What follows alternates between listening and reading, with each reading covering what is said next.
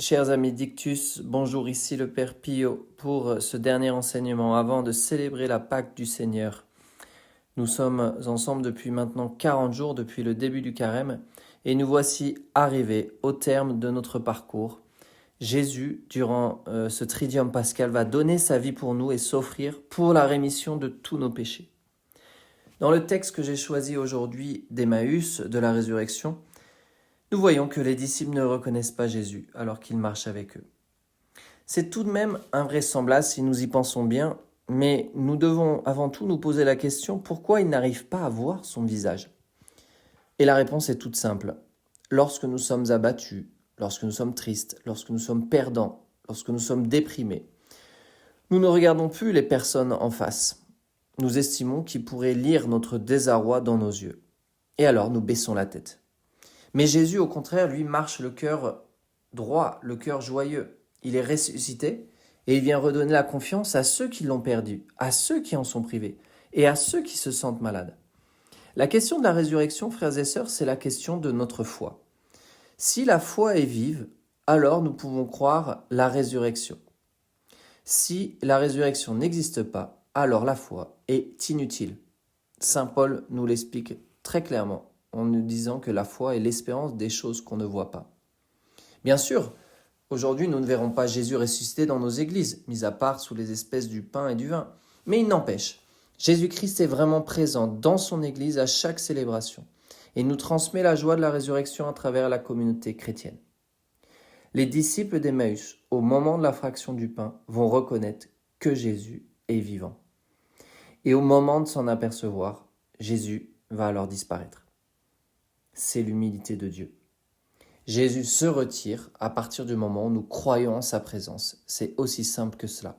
Et c'est exactement ce qui se passe lorsque nous recevons l'Eucharistie. Au moment de recevoir le Christ, nous croyons en lui. Et Jésus va aller encore plus loin. Il va littéralement ouvrir les Écritures devant les yeux des disciples d'Emmaüs. Alors n'imaginons pas que c'est un geste banal, que c'est une simple catéchèse. Ouvrir les Écritures pour Jésus, c'est ouvrir le cœur des disciples.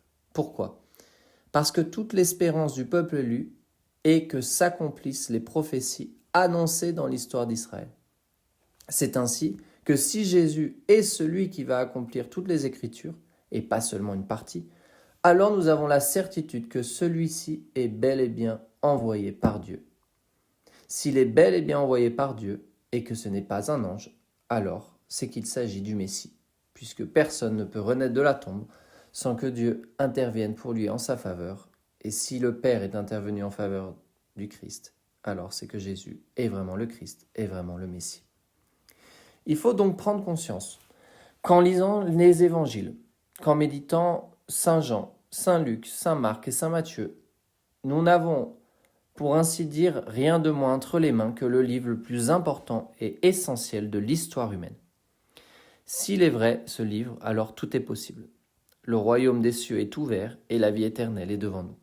Mais si c'est faux, alors nous devons conclure que nous ne savons pas comment rejoindre la vie après la mort et que l'au-delà reste un grand néant. Faisons maintenant une courte aparté sur le fait que les disciples savent bien ce qui s'est passé à la résurrection. Tout comme certains d'entre nous savent bien le récit de la résurrection. Nous l'avons déjà entendu quand nous étions petits ou jeunes lors du catéchisme. Nous en connaissons les détails, et les disciples également. Qu'est-ce qui fait la différence entre les disciples d'Emmaüs et les femmes ? Nous devons bien comprendre ceci pour répondre à cette question. Si les femmes ont témoigné de la résurrection, qu'elles ont vu l'ange et qu'elles ont ensuite donné la nouvelle aux disciples, c'est tout simplement parce qu'elles ont cru. Si les disciples, à l'inverse, n'avaient pas encore la joie, c'est qu'ils n'avaient pas cru comme les femmes avaient cru. Et ainsi, ils avaient besoin de Jésus-Christ pour enfin se mettre à croire et pouvoir témoigner comme elles de l'Évangile, c'est-à-dire du fait que Jésus-Christ soit vraiment ressuscité. Témoigner aujourd'hui du Christ ressuscité, n'imaginons pas non plus que c'est un acte banal. C'est un acte de courage dans une société de mort où l'on vote des lois de mort, où la résurrection n'est pas annoncée comme vérité. Et nous savons que tout ce qui est mort ne fait pas partie de la résurrection et de la bonne nouvelle de l'Évangile. Jésus dira à ses disciples, laissez les morts enterrer leurs morts. Pour conclure, ne soyons pas des disciples, comme Jésus l'indique, sans intelligence, avec un cœur lent à croire et à aimer. Croire, c'est tout simplement accueillir l'amour de Dieu dans son cœur. Ne pas croire, c'est le refuser. Il n'y a pas d'amour véritable possible sans croire à la résurrection de Jésus-Christ, puisque Jésus-Christ est celui qui apporte la paix véritable et la vie éternelle. Lorsque nous entendrons la lecture ce samedi saint ou lors de la messe de la résurrection de dimanche, demandons-nous profondément, est-ce que je crois à la bonne nouvelle ou est-ce qu'encore je doute de la résurrection du Christ? Et si j'en doute, pourquoi et qu'est-ce qui m'empêche dans ma vie de croire à l'amour de Jésus pour moi? Je vous souhaite un bon dimanche de la résurrection. Je vous souhaite une bonne fête de Pâques et je vous dis à la semaine prochaine pour une nouvelle méditation d'Ictus. Pace bene.